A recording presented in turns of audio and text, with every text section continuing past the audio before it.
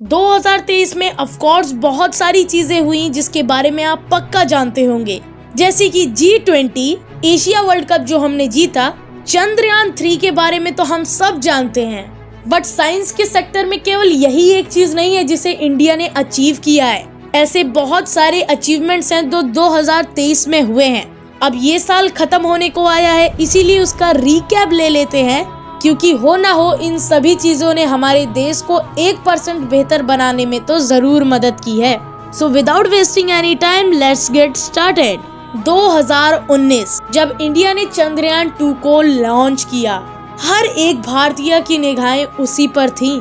हम सोच रहे थे कि हम लूनार सरफेस पर सॉफ्ट लैंडिंग करेंगे और एक नया रिकॉर्ड बनाएंगे, लेकिन अनफॉर्चुनेटली ऐसा हो नहीं पाया। चंद्रयान 2 का लैंडर लैंडिंग करते समय अनस्टेबल हो गया और वो जाकर मून के सरफेस से टकरा गया, जिसकी वजह से पूरा भारत बहुत मायूस हुआ था। लेकिन इंडिया ने बिना टाइम गवाए हुए चंद्रयान 3 को सक्सेसफुली लूनार सरफेस पर लैंड कराया और एक नया वर्ल्ड रिकॉर्ड बनाया मून के साउथ पोल के सबसे क्लोजर रीजन पर लैंड होने का। और चंद्रयान 3 के सक्सेस होने की वजह से लूपेक्स मिशन को भी आगे बढ़ाने में बहुत मदद मिली। दोस्तों, ये इंडिया का ही मिशन है, लेकिन ये एक जॉइंट मिशन है जिसमें केवल अकेले इंडिया ही नहीं बल्कि यूरोप, अमेरिका और साथ ही साथ जापान भी इंडिया का साथ देंगे। और इसी लूपेक्स को कई सारे लोग चंद्रयान 4 भी कह रहे हैं। अब ऐसा क्यों है, इन सभी चीजों को जानने के लिए आप इस वीडियो को देख सकते हैं। और अगर आप चंद्रयान 3 के बारे में ज्यादा जानना चाहते हैं तो मेरी इन वीडियोस को देख लीजिए, क्योंकि टाइम बहुत कम है और बातें बहुत सारी करनी है।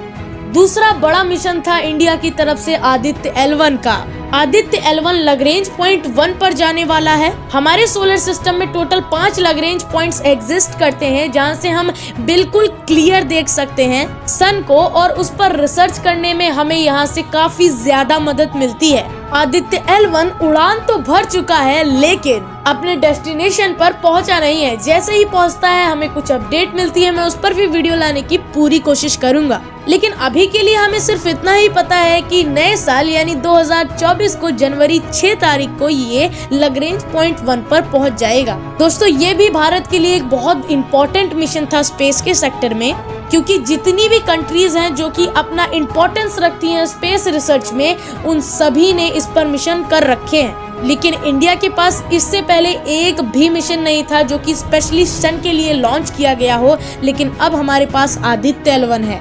हो सकता है आप इन तीनों चीजों के बारे में पहले से जानते हो, लेकिन स्पेस के सेक्टर में इसरो ने एक और अचीवमेंट की है इसी साल, जो कि है इंडियन पल्सार टाइमिंग एरे। तो देखिए, जो लाइगो है ना, वो छोटे ही कॉलिजन के ग्रेविटेशनल वेव्स को डिटेक्ट कर सकता है, लेकिन जब इसे बड़े लेवल पर करना होगा तो हमें इसके लिए जरूरत पड़ती है इससे भी बड़े प्रोजेक्ट की, और इसकी मदद से हम ये कर सकते हैं। और ये भी हमारे लिए एक बहुत बड़ी अचीवमेंट थी, क्योंकि ये दुनिया में सबसे पहले हमने किया है।